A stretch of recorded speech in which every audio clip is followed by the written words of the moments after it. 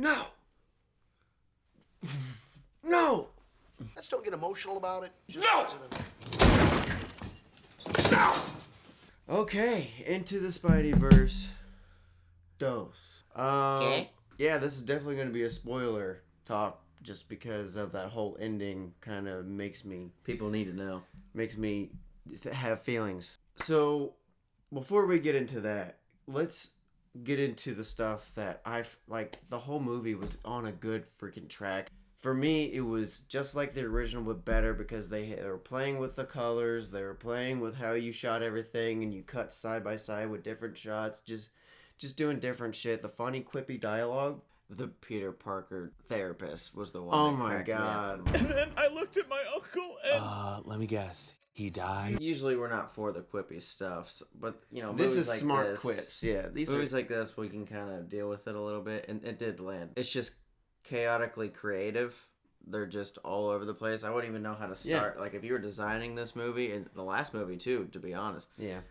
Sometimes you don't know what you're looking at. It's just got this weird texture to it all, but it works. Right. Just the shots in They're general. Upside down half the movie, which it just looks good. That was one of my favorite shots is when they were sitting upside down and you literally they're defying gravity, but they're just sticking to something. So that was consistent. The theme. It looked so it's a good. Consistent theme with these two movies.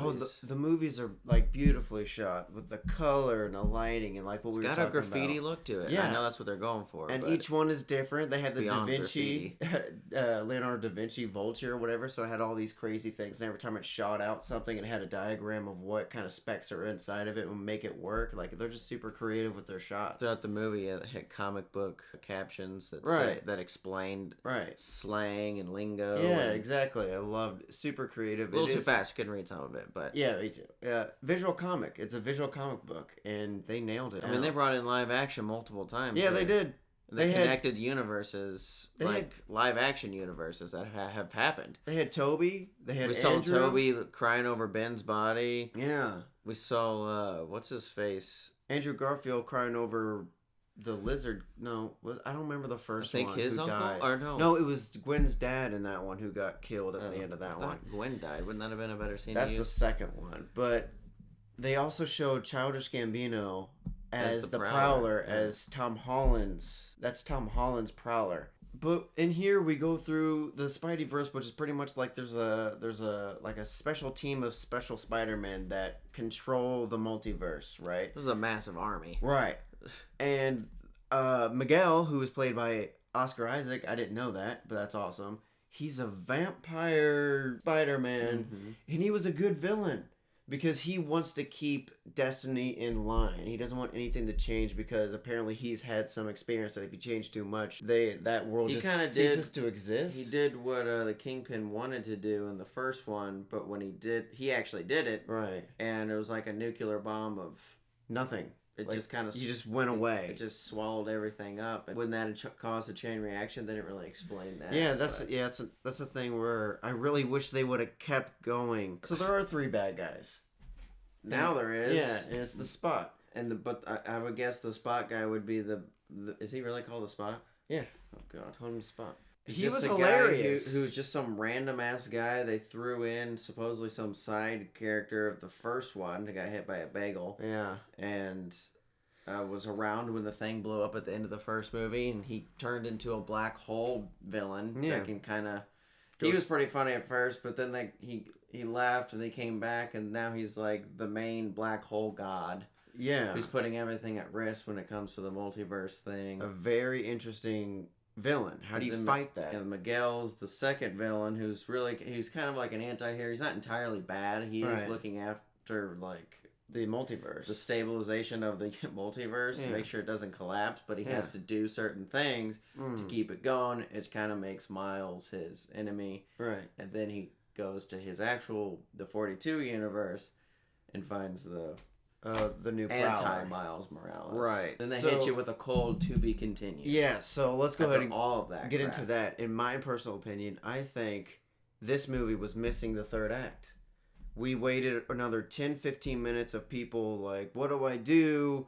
The bad guys were on the same roof for like 10, 15 minutes, just like looking down in one same spot. What are they doing? And while the other, the pregnant lady who was on the bike, watching she got what's her face the whole time. Like, right. What are we waiting for? What's going on? And then out of nowhere, Gwen recruits around half or a good handful of spider people from that team from that the we guys didn't get from to the see. first movie who just showed up. Yeah, they showed out of nowhere.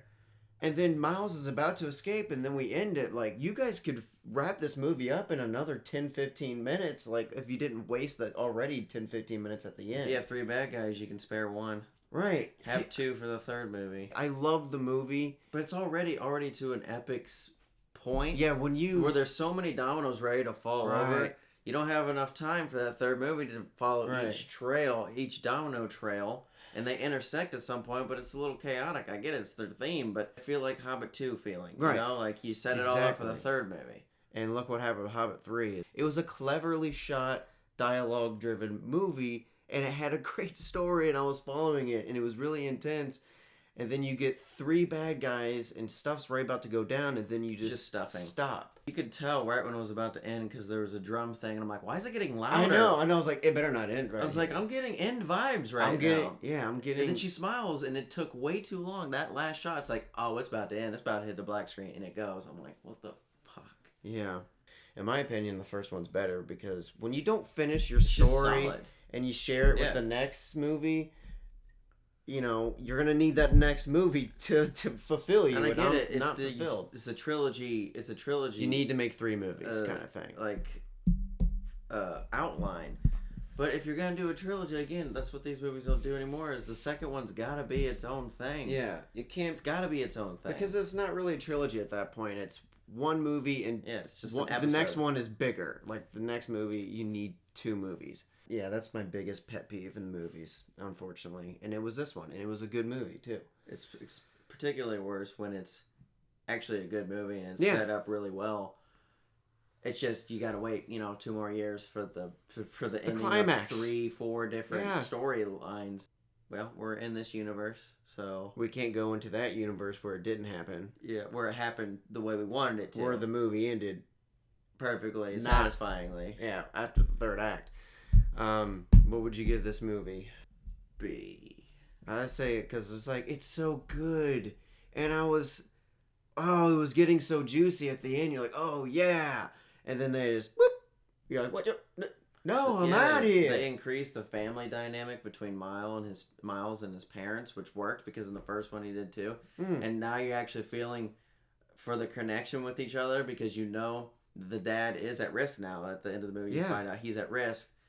Because the cliche captain death. You gotta lose the captain and you gotta lose the uncle. It does got heart and stuff still. Yeah. It's a little bit more touchy-feely. It's not goofy. At the end, it got emotional. You did feel a little bit more adult emotion. It was good. I liked it. It just the ending.